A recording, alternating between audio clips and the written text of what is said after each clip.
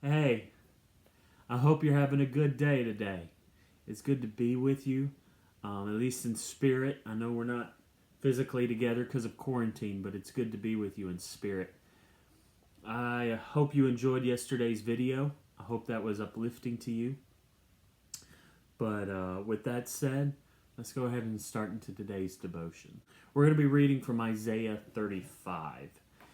It says this: "The wilderness and the solitary place shall be glad in them. For the desert shall rejoice and blossom as the rose. It shall blossom abundantly and rejoice, even with joy and singing. The glory of Lebanon shall be given unto it, the excellency of Carmel and Sharon.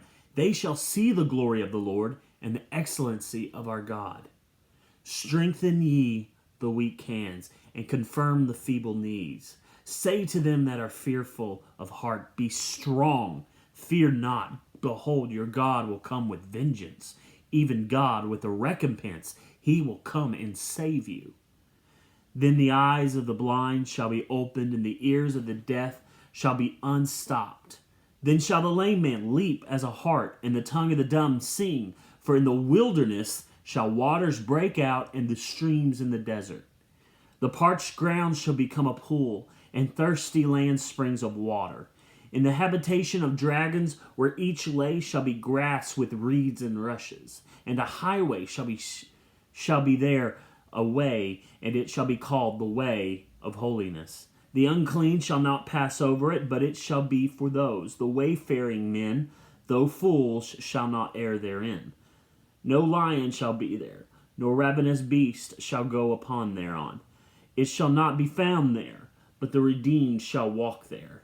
And then the ransomed of the Lord shall return and come to Zion with songs and everlasting joy upon their heads. They shall obtain joy and gladness, and sorrow and sighing shall flee away."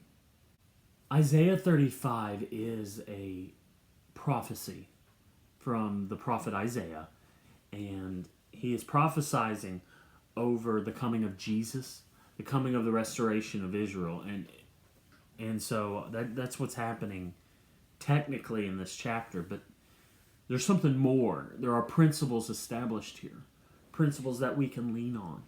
One of those principles is that when things seem dead inside, when things seem dark and things seem crazy, if you will just be strong in the Lord, remember the Lord is going to turn what seems dead, He's going to turn that into life. He is going to bring joy and gladness where there is no reason for there to be joy and gladness. When things seem terrible, God will come in and He is going to strengthen you, and He's going to turn the situations around, and He's going to do that. But God doesn't just stop there on things that seem bad. He mentions the desert shall blossom as the rose. In other words, even things that seem dead, promises that seem gone, hopes and dreams that seem like they will never be fulfilled in your life because of either someone wronged you, maybe you did something wrong, maybe you lost something incredibly important. Whatever it is, none of that really matters, because when God is on your side and when you serve Him, even when things seem dead, they will be restored unto you. If you don't believe me, ask Lazarus. There is no reason for Lazarus ever to hope. There's no reason for his sisters to have hope of a future for their family, ever.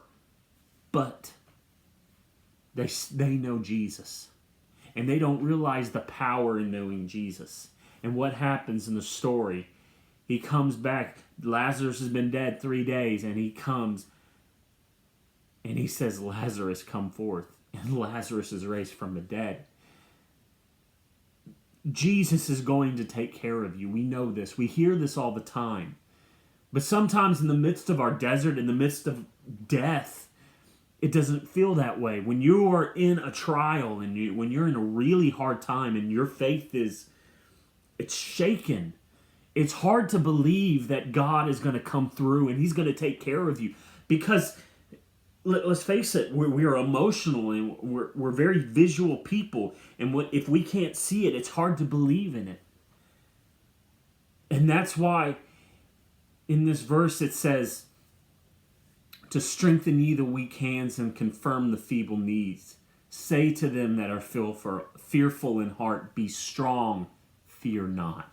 Behold, your God will come with vengeance. In other words, even when you don't have hope, when you don't have strength, and you feel like you are falling by the wayside, God is there and he's going to take care of you.